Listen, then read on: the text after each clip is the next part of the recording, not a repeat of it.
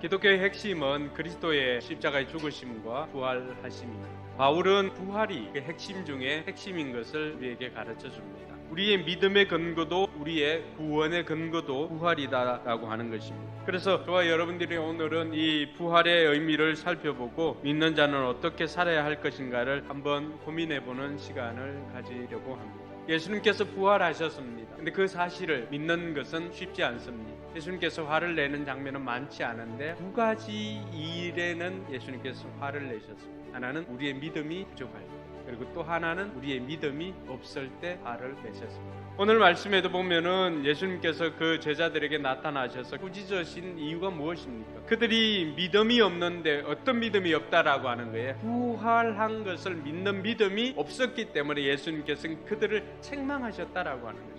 그러면은 예수님께서 부활하셨다라고 하는 것을 믿고 싶은데 안 믿어지는데 어떻게 하냐라고 하는 사람들도 있을 것입니다. 그런 사람들에게 오늘 비결 한 가지를 가르쳐 줍니다. 그 사람들은 앞으로는 예수님께서 부활하신 것처럼 사는 것입니다. 믿기로 결정하는 것입니다. 그래서 믿음은 결정입니다. 성경 과학이 아니기 때문에 그것을 다 이해해서 믿는 것이 아니라 우리가 믿기로 결정할 때 하나님께서는 그 결정을 축복해 주셔서 우리로 하여금 체험하게 해 주시는 것을 믿으시기 바랍니다. 뿐만 아니라 부활하셨다는 증거를 성경을 통해서 제시를 하고자 합니다. 그 첫 번째 증거는 무덤이 비어 있는 것입니다. 뿐만 아니라 고린도전서 15장 5절에서 6절에 보니까 수많은 증거들이 있기 때문에 예수님께서 부활하신 것에 대해서는 더 이상 부정할 수가 없는 것입니다. 세 번째는 제자들의 변화입니다. 그 이전에는 신문하기만 하면은 무서워서 도망을 가거나 아니면은 부인하거나 저주까지 했던 제자들이 이제는 대제사장이 신문하여도 꼼짝하지 않고 예수님께서 부활하셨다는 이 사실을 고백하였던 것입니다.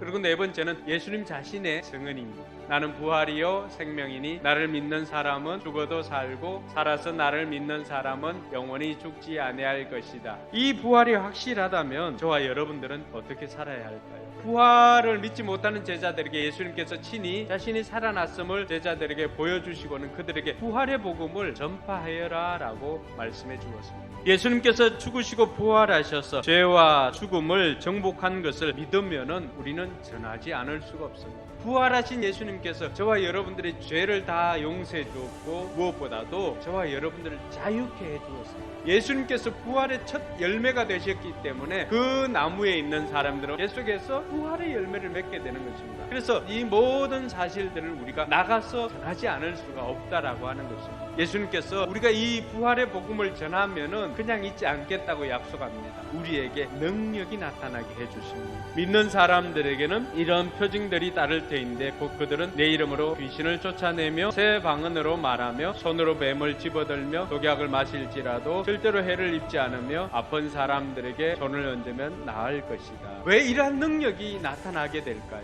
주님께서 함께 해주시기 때문입니다. 예수님께서 함께 하시니까 곳곳에 이런 표징들이 나타나는 것입니다. 뿐만 아니라 복음과 전도의 현장에 나타나는 능력 중에 하나는 여러분들이 아픈 사람을 위해서 기도해 줄 때 낫는 것입니다. 뿐만 아니라 우리 내면에도 초자연적인 역사가 일어나는 것은 다른 사람을 용서하는 능력이 생깁니다.